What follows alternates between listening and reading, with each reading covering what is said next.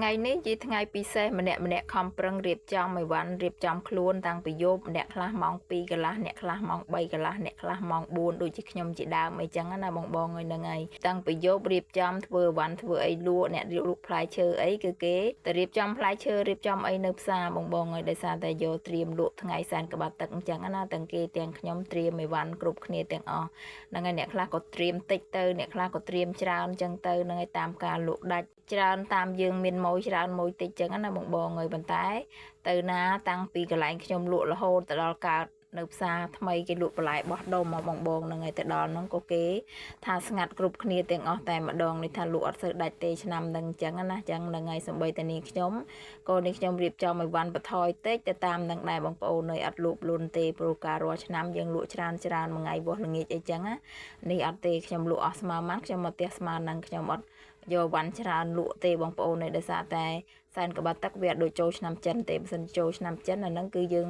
លក់ដាច់ហើយបងនៅទាំងគេទាំងយើងទិញគ្រប់គ្នាទាំងអស់តែម្ដងដល់ពេលសែនក្បាត់ទឹកមានអ្នកខ្លះសែនអ្នកខ្លះអត់ចឹងណាចឹងហើយការត្រៀមរបស់នាងខ្ញុំនោះគឺត្រូវខ្លាំងមែនតើដោយសារឆ្នាំនេះគឺស្ងាត់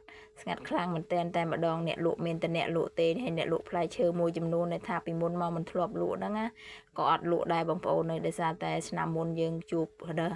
ការលក់អត់ដាច់ខាតអីចឹងណាចឹងហើយក៏ពួកគាត់ផ្អាកទៅតាមនឹងចឹងទៅហើយការរកស៊ីអញ្ចឹងហើយបងប្អូនអើយមានខុសមានត្រូវមានដាច់មានមិនដាច់ហ្នឹងអត់មានអីច្រើនទេអញ្ចឹងហើយទោះតែយើងរកស៊ីនៅយើងកុំលក់លុនយើងរកតែល្មមទៅថាប៉ុណ្ណាដែលយើងអាចលក់បានអីចឹងណាយើងលក់ទៅកុំឲ្យយកមកច្រើនសល់ទៅនាំតែពិបាកចឹងជាពិសេសផ្លែឈើបងប្អូនឲ្យតែពេលសែនចិនម្ដងគឺផ្លែឈើហ្នឹងគឺរៀបចំម្នាក់ដូចផ្កាតែម្ដងតែឆ្នាំនេះអាយាលម្នាក់យកបន្តិចគ្រប់គ្នាទេអត់ហ៊ានយកច្រើនទេព្រោះអី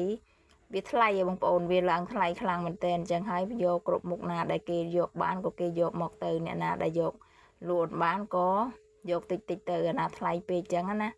ចឹងហើយបងប្អូនអើយការរកស៊ីការលក់ដូរការធ្វើការអីទាំងអស់គ្នានឹងហើយថ្ងៃពិសេសនេះចំថ្ងៃ25ទៀតគេទៅបើកលុយហើយទៀតប៉ុន្តែនៅតែអត់សូវមានមនុស្សមកផ្សារមកទិញអីចឹងបងប្អូននៅដោយសារតែឥឡូវហ្នឹងគឺអ្នកលក់ច្រើនផ្លែឈើក៏គេដឹកទៅដល់ផ្ទះ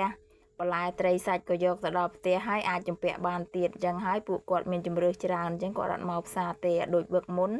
គឺគាត់អត់ដែលនេះទេព្រោះមិនសូវមានអ្នកលក់តាមផ្ទះអញ្ចឹងណាអញ្ចឹងខ្វះខាតអីត្រូវតែមកដល់ផ្សារគ្រប់គ្នាអញ្ចឹងបងប្អូនអត់មានអីច្រើនទេមានតែប៉ុណ្ណឹងអរគុណបងដែលតែងតែតាមដានទស្សនាវីដេអូបងប្អូនតាំងពីដើមដល់ចប់អរគុណក្នុងការ like ការ share ការ comment ហ្នឹងហើយអរគុណច្រើនអញ្ចឹងវីដេអូបងប្អូនមានតែប៉ុណ្ណឹងទេហើយជម្រាបលាចាំជួបគ្នានៅវីដេអូក្រោយទៀតបាយ